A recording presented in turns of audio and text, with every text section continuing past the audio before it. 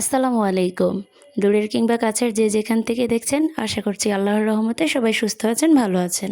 প্রতিদিনই আমাদের বাসায় যে সবজিগুলো থাকে সেগুলো দিয়েই একটা সালাদ করে দেখাচ্ছি। এই সালাদটা খেতে অনেক বেশি মজার।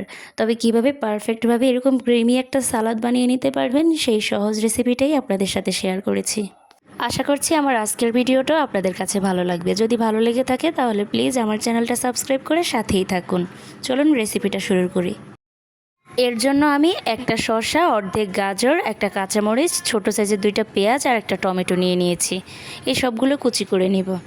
এরপর এখানে আমি হাফ কাপ পরিমাণে দিয়ে দিচ্ছি মেয়োনিজ। এই মেয়োনিজটা আমি বাসায় বানিয়ে নিয়েছি, সিদ্ধ ডিমের মেয়োনিজ। এই রেসিপিটা আমার চ্যানেলে দেওয়া আছে, চাইলে দেখে নিতে পারেন। এরপর আমি এখানে দিয়ে দিচ্ছি 1/3 কাপ পরিমাণে টক দই। এই টক দইটা পানি ঝরিয়ে ফেটিয়ে নিয়েছি। এখন দেব 1 টেবিল চামচ গুঁড়ো দুধ আর হাফ চামচ দিয়ে দিচ্ছি চিনি। চাইলে আপনারা এখানে ক্রিমটাও ব্যবহার করতে পারেন, তবে সবার বাসায় তো ক্রিম অ্যাভেলেবেল থাকে না, তাই এখানে গুঁড়ো দুধ আর চিনি দিয়েছি।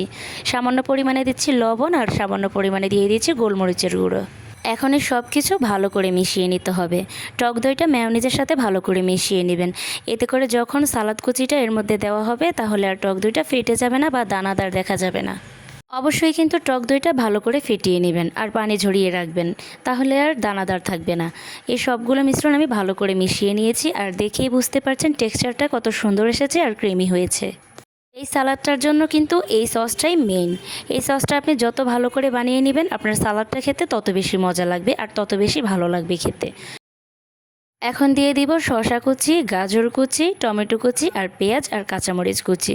শসাটা কিন্তু বুকের অংশটা ফেলে দিয়ে এরপরে ভালো করে কুচি করে নেবেন, এতে করে আর পানি পানি হয়ে যাবে না। ঠিক সেমভাবে টমেটোর বিচিগুলো ফেলে নিয়ে এরকমভাবে কুচি করে নেবেন, তাহলে সালাদটা মাখিয়ে নেওয়ার সময় পানি বের হবে না। এখন সসের সাথে এই সবগুলো সবজি ভালো করে মিশিয়ে নিচ্ছি, আর মিশিয়ে নেওয়া হয়ে গেলেই আমাদের সালাদটা তৈরি।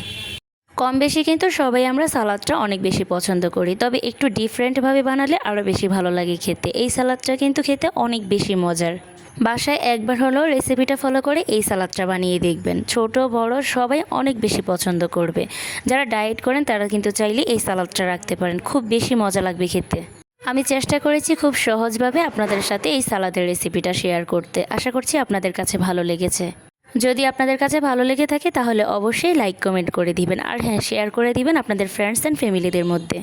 আমার চ্যানেলটা সাবস্ক্রাইব করে সাথেই থাকবেন। যারা ফেসবুক থেকে দেখছেন অবশ্যই পেজে ফলো দিয়ে রাখবেন এরকম সহজ মজার রেসিপিগুলো পাওয়ার জন্য। আজকে এখানেই বিদায় নিচ্ছি। ভালো থাকবেন, সুস্থ থাকবেন। দেখা হবে আবারও কোনো সহজ মজার রেসিপি নিয়ে। আল্লাহ হাফেজ। আসসালামু আলাইকুম।